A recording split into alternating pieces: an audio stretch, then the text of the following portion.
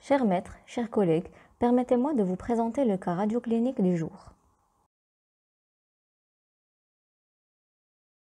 Il s'agit d'un patient ayant 33 ans, sans antécédents pathologiques particuliers, victime d'un accident de la voie publique, motocycliste heurté par une voiture, occasionnant chez lui un traumatisme à point d'impact crânien.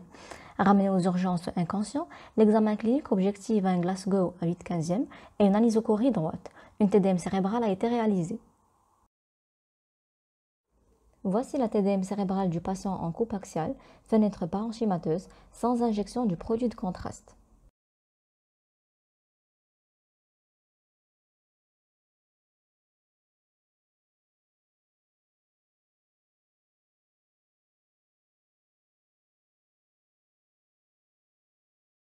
En coupe coronale,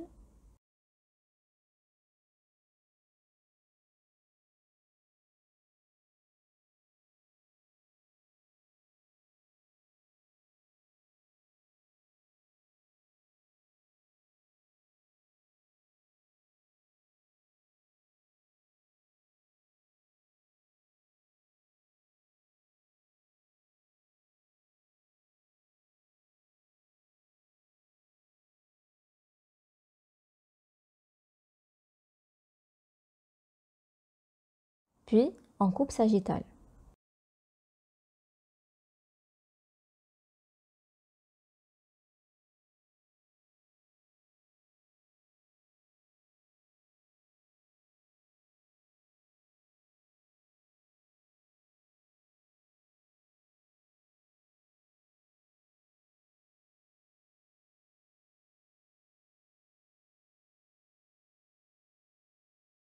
Ensuite, la TDM cérébrale du patient en coupe axiale, fenêtre osseuse.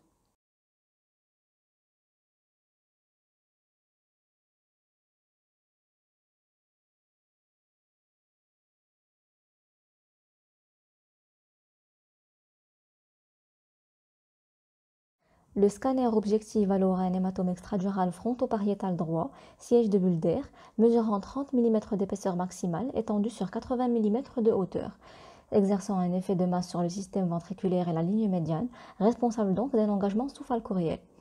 Il s'y associe un hématome extradural temporal droit, mesurant 17,5 mm étendu sur 26 mm de hauteur, présence d'un trait de fracture pariétal droit, d'une fracture bifocale de la cloison nasale avec angulation, d'une fracture de l'arcade zygomatique droite et des os propres du nez.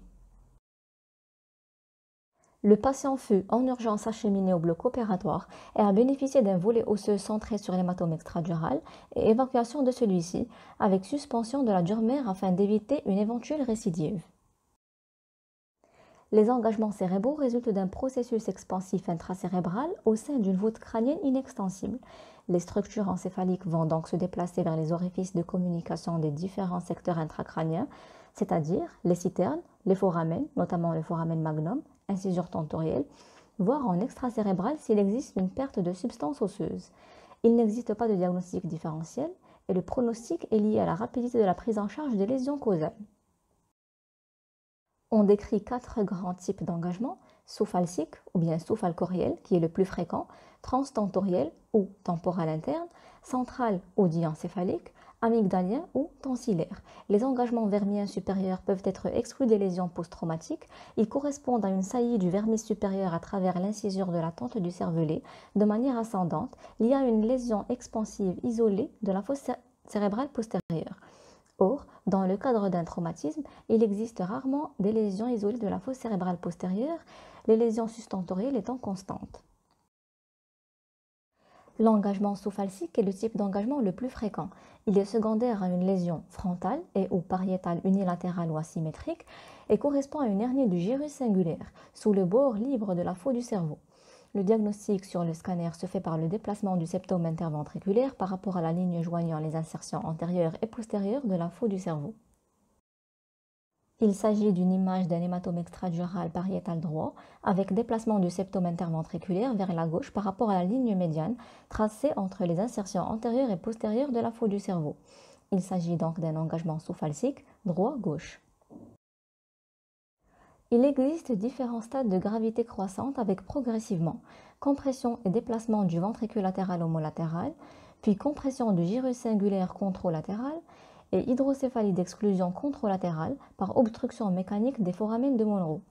Ce type d'engagement peut entraîner des complications vasculaires qui sont soit locales par compression artériolaire et nécrose calleuse ou singulaire, soit régionales par déplacement et étirement des structures vasculaires cheminant dans la scissure interhémisphérique avec risque d'ischémie dans les territoires de l'artère cérébrale antérieure. L'engagement temporal interne est le plus redouté. Il correspond à une hernie des sillons temporaux internes à travers l'incisure tentorielle. Cette hernie peut ne concerner que l'incus de l'hippocampe à la phase précoce ou en cas de lésion temporale antérieure. Le diagnostic sur le scanner se fait par l'effacement de la citerne supracellaire avec élargissement paradoxal de la citerne ambiante homolatérale.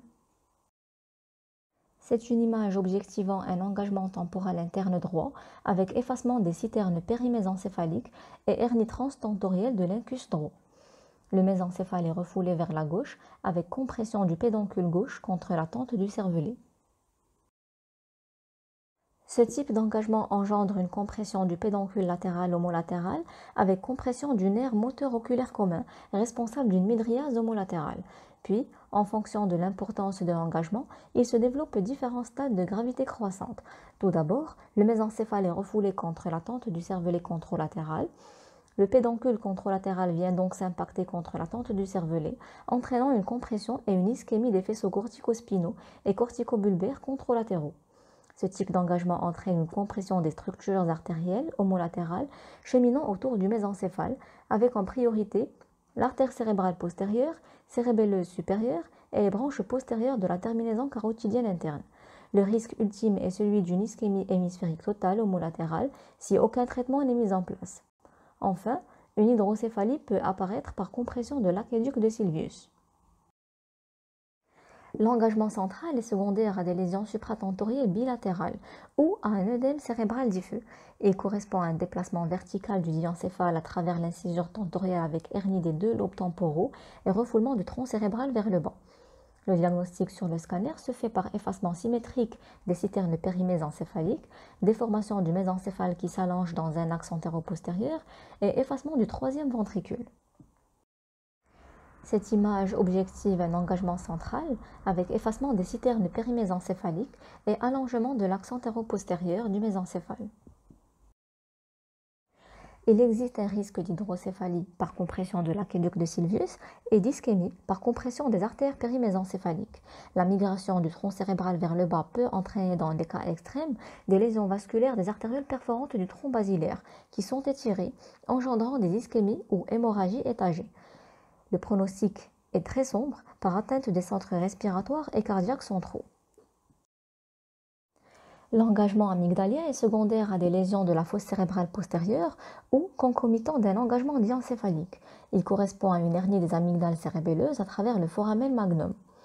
Le diagnostic sur le scanner se fait par verticalisation des tonsilles oblitérant le foramen magnum sur les coupes axiales avec une protrusion sur une hauteur supérieure ou égale à 5 mm sur les coupes sagittales. Ce type d'engagement peut engendrer une hydrocéphalie par compression du quatrième ventricule ou un infarctus par compression vasculaire. Cette image objective un engagement amygdalien avec hernie des amygdales cérébelleuses à travers le foramen magnum. Pour conclure, un engagement cérébral se produit quand une zone lésionnelle déplace les structures normales du cerveau. Ainsi, il sera nécessaire d'effectuer une analyse systématique de la topographie du septum interventriculaire, des incus hippocampiques, des amygdales cérébelleuses, une analyse systématique de la morphologie des citernes périmésencéphaliques et une recherche de complications associées. Voici la bibliographie qui m'a permis de réaliser ce cas radioclinique. Je vous remercie pour votre attention.